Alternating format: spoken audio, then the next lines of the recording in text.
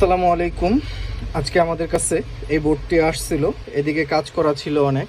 আমরা first RTC check দিছি, RTC ওকে আছে। 19 ভোল্ট চেক দিছি, 19 ভোল্ট ওকে আছে। 3 and 5 ভোল্ট জেনারেট হইতো না। যখন আমরা 3 and 5 ভোল্ট আইসি ট্রেস করতে যাই তখন ইনেবল এলডিও আসে না।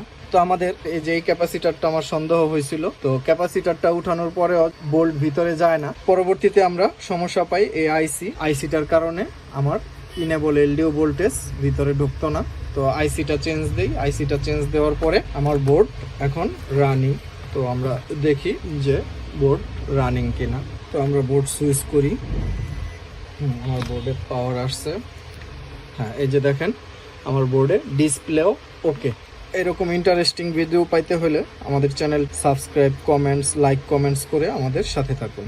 আসসালামু আলাইকুম ওয়া রাহমাতুল্লাহি ওয়া বারাকাতুহু।